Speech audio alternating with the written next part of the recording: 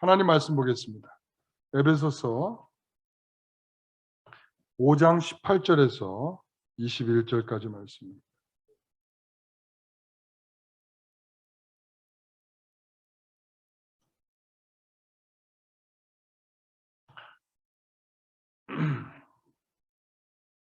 제가 읽겠습니다. 술 취하지 말라. 이는 방탕한 것이니 오직 성령으로 충만함을 받으라. 시와 찬송과 신령한 노래들로 서로 화답하며 너희의 마음으로 주께 노래하며 찬송하며 범사의 우리 주 예수 그리스도의 이름으로 항상 아버지 하나님께 감사하며 그리스도를 경외함으로 피차 복종하라. 아멘. 성령으로 충만함을 받으라 라고 하는 두 번째 시간입니다. 지난주에 이어서 성령 충만에 관해서 말씀드리겠습니다. 성령 충만은 두 가지가 있다고 했습니다. 하나님의 사명과 사역을 감당하기 위해서 하나님께서 전적으로 부어주시는 은혜다 이렇게 말씀드렸고, 두 번째 성령 충만은 우리 개인적인 신앙의 인격을 위해서 하나님께서 훈련하게 하시고 만들어 가시는 것으로서 우리에게 주시는 것이다 이렇게 말씀드렸습니다. 오늘은 이 두 번째 개인적인 신앙의 인격을 위해서 성령 충만 이 말씀을 계속 드릴 것인데요. 오늘 본문의 말씀은 21절의 말씀입니다. 같이 한번 읽어봅니다. 그리스도를 경외함으로 피차 복종하라. 여러분, 그리스도를 경외함으로 피차 복종을 하라. 오늘 이 말씀을 중심으로 말씀을 나누려고 합니다. 여러분, 오늘 본문을 제대로 읽으시려면 이렇게 읽으셔야 됩니다. 시와 찬송과 신령한 노래로 서로 화답함으로 성령 충만을 받으라. 그리고 또한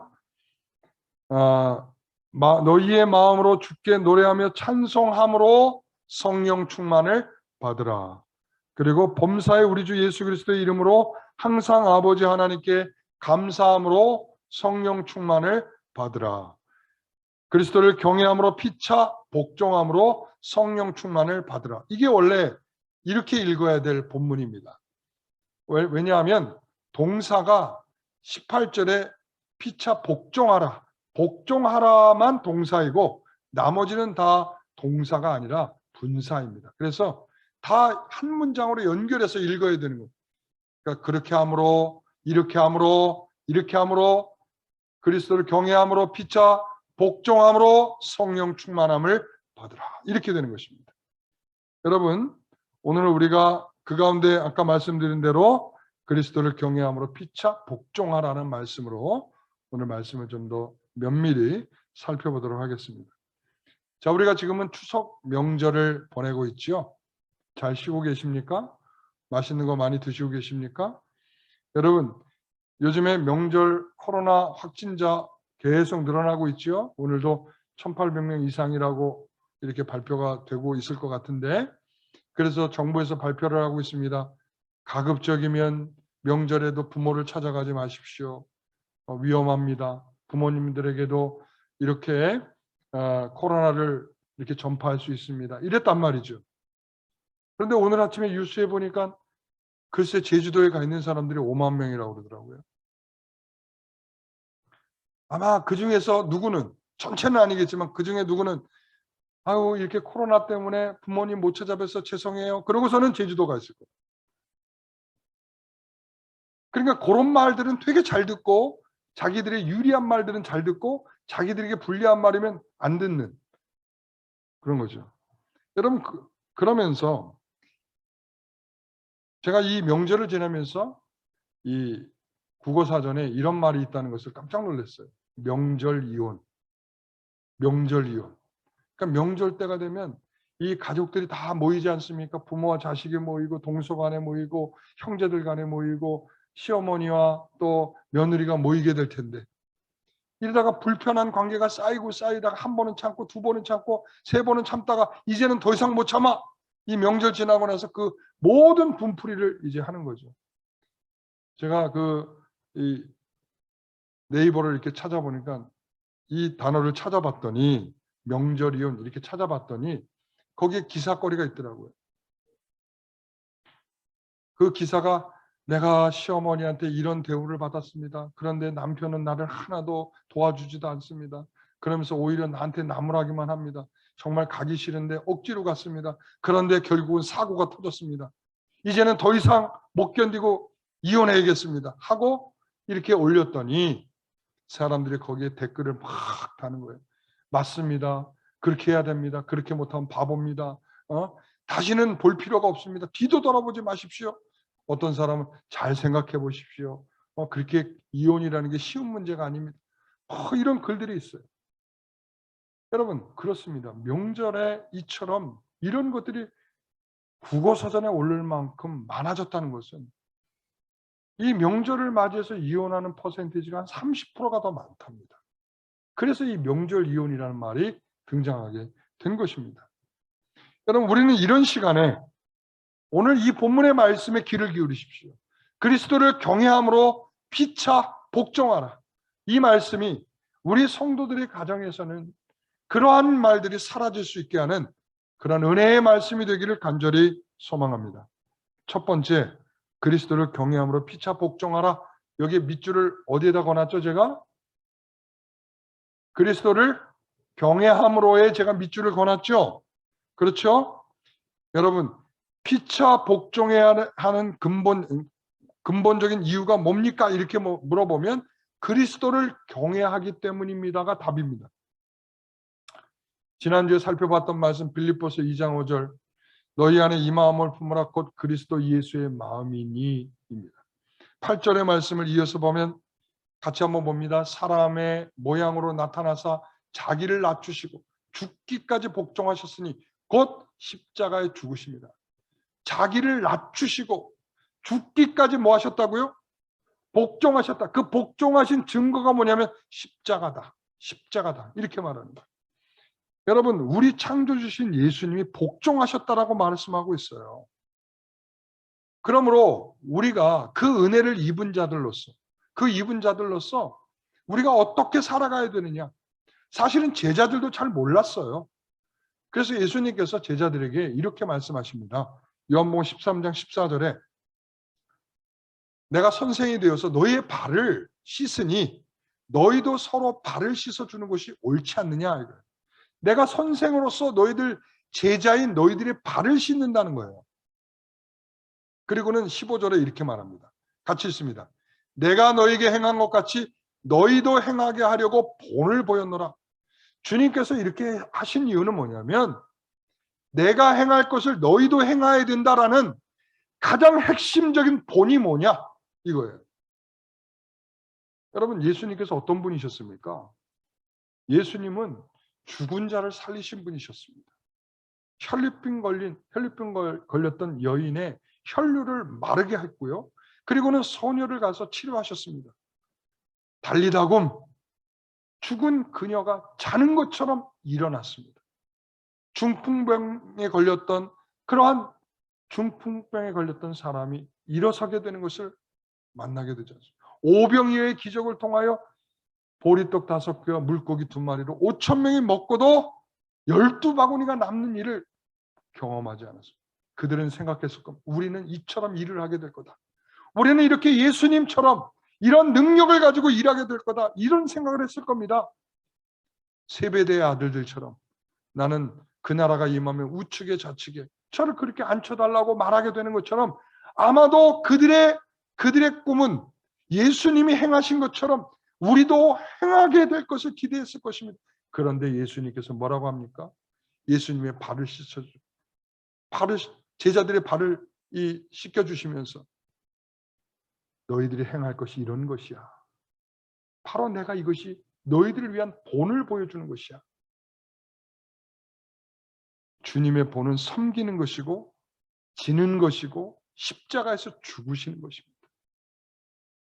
그런 주님의 본이 우리의 교훈이고 우리의 진리이고 우리의 행동의 원리인 것입니다. 그래서 우리가 피차 복종해야 하는 이유는 뭐라고요?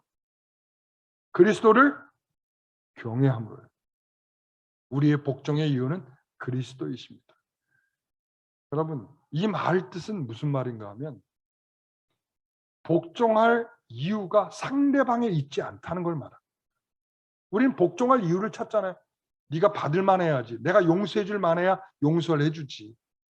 너를 배려해 줄 만해야 배려해 주지. 너를 이해해 줄 만해야 이해해 주지. 우리가 보통 이런 말을 씁니다. 그러니까 이 복종이라고 하는 게 뭐예요? 제가 지난주에 복종이 뭐라고 그랬어요? 복종이 뭐죠? 복종이 뭐죠? 성도 여러분? 이해해주고 배려해주고 참아주고 기다리고 지고 용서하고 견디는 거라고 말씀드렸죠.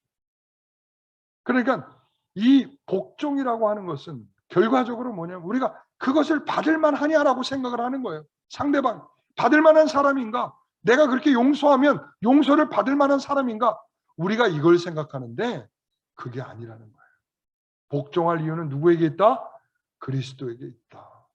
그리스도께서 십자가에서 참으시면서 우리에게 본을 보이신 것처럼 그것이 그 복종의 본이라는 거예요. 참고 또 져주고 기다려주고. 여러분, 그래서 피차간에 남편은 아내에게, 아내는 남편에게, 종은 주인에게, 주인은 종에게, 부모는 자녀에게, 자녀는 부모에게. 어떻게 해야 됩니까? 여러분, 항상 그래서 이 에베소 5장 22절 이후에 나오는 이런 대상들이 그리스도를 제외하고는 그 상호 관계를 이룰 수 있는 답이 없다는 것을 말씀하고 있어요. 자, 자녀들에게 뭐라고 말하죠? 그리스도 안에서 부모에게 순종하라 이렇게 말하죠. 그렇죠? 그리고 아내에게는 뭐라고 말합니까? 아내들이여 자기 남편에게 뭐라? 복종하기를 죽게 하듯 하라 이렇게 말하고 있어요. 여러분, 상전에게도 마찬가지고 그리고 또한 종들에게도 마찬가지입니다. 그리스도 안에서 관계가 확인되는 거예요. 그리스도 안에서. 그리스도가 아니면 당연히 종과 하인 부부의 관계 그리고 또한 부모와 자녀의 관계는 그냥 상식적인 수준일 것입니다. 그래서 주님을 경외함으로 피차 복종하는 것은 그 관계를 유지하는 이유이라 이런 말이에요.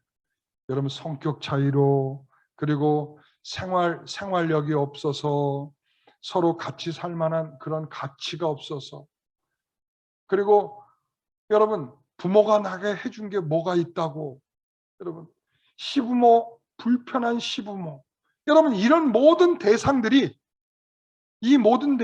그리스도 예수 안에서 모두 다 피차 복종해야 할 대상들임을 말하고 있는 것입니다.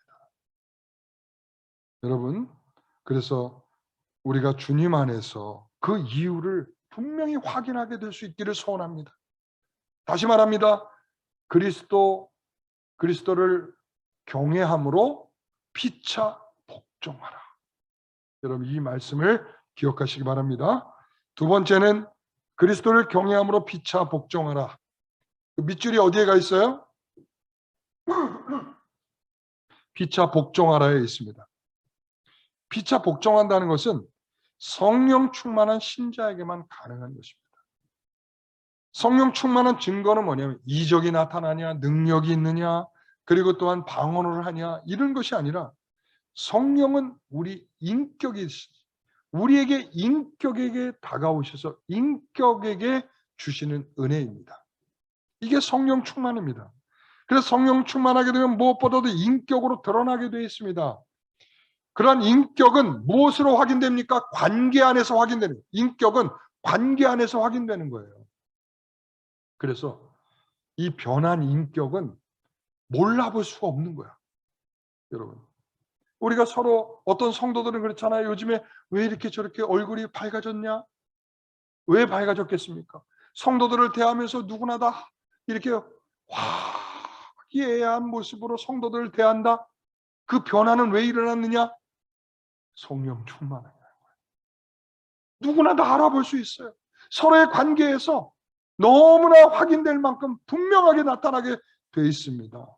여러분, 그래서 아내와 남편, 부모와 자녀, 상정과 종의 관계에서 복종으로 드러난단 말이죠. 성령 충만은 이렇게 일상적인 삶에서 서로 복종하는 것으로 드러납니다. 복종은 강제적인 것이 아니에요. 하나님이 우리를 강제적으로 그렇게 꺾어내시지 않습니다. 인격이어서, 성령은 인격이시기 때문에 나를 강제하지 않고 나의 결정을 존중해 주십니다. 따라서 복종은 강압적이거나 수동적인 것이 아니라 자발적이고 능동적인 것입니다. 내가 그렇게 하고 싶어지는 것입니다. 서로의 관계성에서 내가 그렇게 종처럼 복종하고 싶은 마음이 드는 것입니다. 여러분, 성령의 열매가 어떤 것입니까? 사랑과 희락과 자비와 양성과 온유와 절제와 충성과 이런 거 아니겠습니까? 다 이게 뭐예요? 인격적인 것이죠. 인격적인 것. 그러니까 아까 말한 복종하는 데 필요한 모든 요소가 성령의 열매라는 말씀을 드리고 있는 것입니다. 여러분, 복종하는 것은 성령의 열매입니다. 그래서 보십시오. 지난주에 말씀드렸던 스데반의 모습. 스데반이 성령 충만했다고 했죠? 그렇죠? 성령 충만하니까 뭐라고 기도하던가요? 주여, 나에게 돌을 던지는 자를 당장 번개로 쳐 죽여 주십시오 라고 기도하던가요? 뭐라고 기도하죠? 주여, 이 죄를 그들에게 돌리지 말아달라고 기도하고 있지 않습니까? 여러분, 그들이 하는 행동은 뭡니까? 돌로 스데반을 쳐 죽이는 일입니다. 그런데 스데반은 그들을 향하여 기도하고 있습니다. 주여, 저들의 죄를 돌리지 말아달라는, 저들에게 죄를 돌리지 말아달라는 것입니다. 이게 바로 성령 충만인 것입니다. 여러분, 바나바도 성령 충만했다고 제가 지난주에 말씀드렸죠? 이 바나바도 성령 충만했습니다. 바나바가 한 일은 뭐냐면, 여러분, 사울이 변했습니다. 다메섹에서 예수님을 만났습니다. 예수님으로부터 사명을 받았습니다. 이방인의 사도라는 사명을 받고 이제 활동을 시작하려고 합니다. 그런데 누구도 믿어주지 않는 거예요. 누가 믿어주겠어요? 바로 직전까지 서슬이 바란 모습으로 사람들과 몰려다니면서 예수 믿는 자를 잡으려고 혈안이 돼서 다니던 자인데 누가 그걸 믿겠습니까? 다른 사람은 다 분명히 저 위장일 거야 하고 있을 때 성령이 충만한 바나바는 이 사울에게 다가가서 그와 함께 사역을 함께 하지 않습니까? 누구도 함께 할 수 없는 꺼리끼는 사람 사울과 함께 성령 충만한 사람 바나바는 그와 함께 해주지 않습니까? 이게 성령 충만이라는 거예요. 꺼리끼는 사람에게 다가가서 그 모든 것을 감싸 안고 서로 용서하고 이해하고 그를 품어낼 수 있는 것, 성령 충만이란 말씀이죠. 여러분, 이런 일을 피차하라고 말하고 있어요. 피차가 뭡니까? 피차가 상호적으로 쌍방에. 그러니까 이 복종은 쌍방으로 하는 일입니다. 왜 그런 말입니까? 여러분, 우리는 한 몸이기 때문에 그렇습니다. 우리는 한 몸이에요. 한 몸이기 때문에 서로 우리 다른 지체들은 서로 간에 뭐 해야 합니까? 서로 복종해야 합니다. 서로 상호적으로 해야 합니다. 여러분, 그래서 생명이 위급한 경우 우리는 보세요. 제가 지난번에 이상우 집사님이 교통사고 나서 힘들어하고 있을 때 그때에 위급한 상황이 벌어졌어요. 왜? 이 장에 출혈이 생겼습니다. 점점 괴사가 되고 있습니다. 어떻게 해야 됩니까? 잘라내고 붙여서 그 장을 잘라내고서라도 어떻게 해요? 생명을 살리는 것입니다. 그게 바로 하나의 원리, 하나의 몸, 하나의 서로의 지체들을 위해서. 그래서 때로는 자기 부정과 자기 희생과 겸손이라고 하는 것을 통해서 이 하나가 확인되는 것입니다.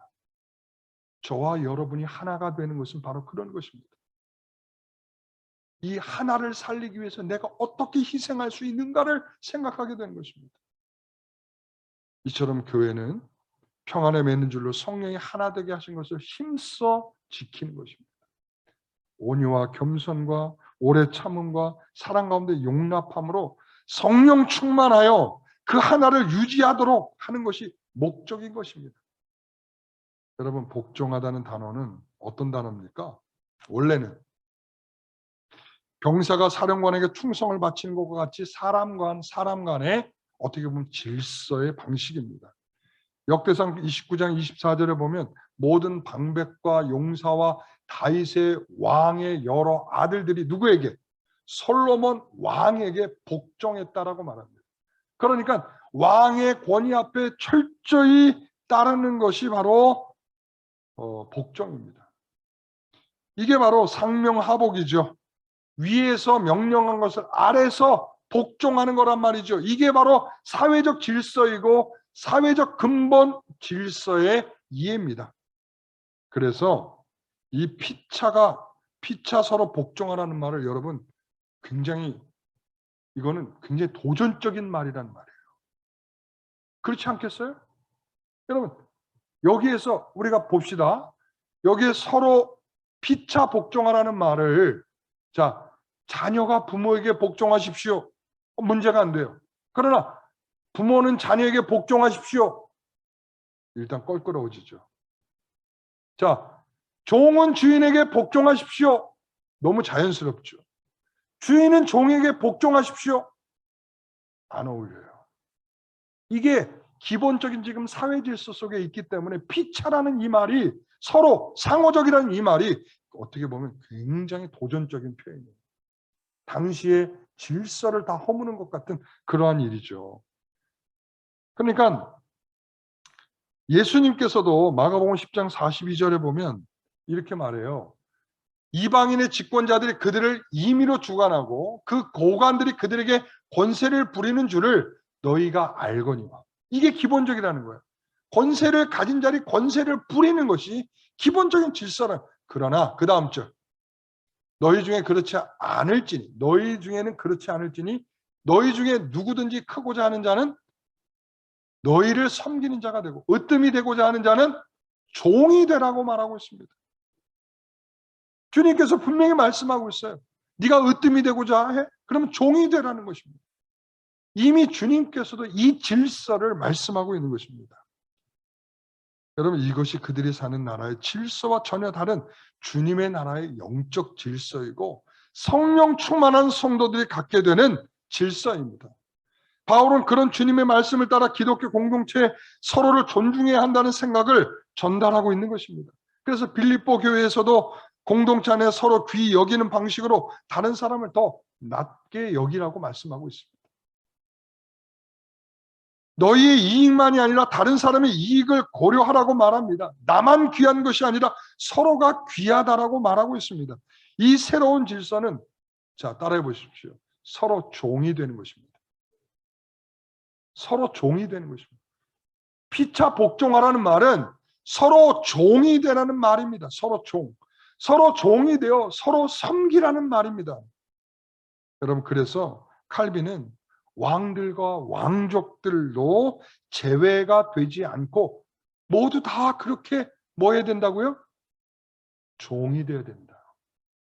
여러분 우리 항상 그렇잖아요. 대통령 선거, 국회의원 선거하면 공약을 걸 때 그럴 때 저는 다 국민들을 다 주인처럼 여기겠습니다. 그리고 저는 종이 되겠습니다. 그런데 딱 뭐만 끝나고 나면 딱 선거만 끝나고 나면 그 다음부터는 너희들은 내 종이야. 정말 국민을 주인으로 여기는 사람들은 참 본 적이 없는 것 같아. 친절하거나 정말 주인처럼 대하거나 물어보거나 자기 마음대로 하면서 항상 국회의원들이 하는 다 국민의 뜻을 갖고 제가 지금 말하고 있는 거라고. 우리한테 저한테 물어본 적이 없어요.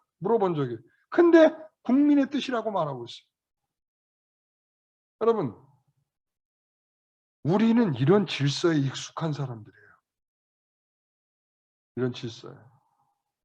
그래서 우리가 보면은 며느리와 시어머니의 고부의 관계에서 가부장적 사회에서 남자가 더 존중되고 유교적 관습에서 장유유서에 나이 많은 사람들이 더 존중되고 여러분 이런 것들이 기본적 질서에 우리 가운데도 아주 깊이 뼈저리게 들어와 있어요.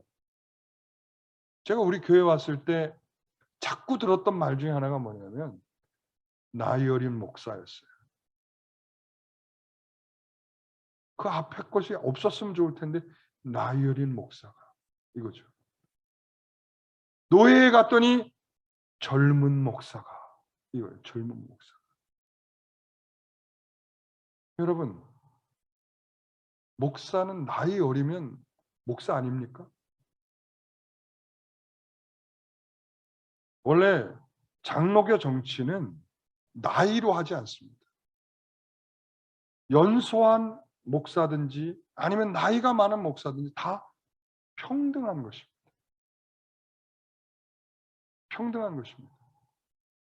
그만큼 하나님께서 세우신 목회자로서의 영적인 권위는 하나님께 있기 때문에 그 권위가 있는 것입니다. 우리가 지금 그리스도를 경외함으로 피차 복종하듯이 말이죠.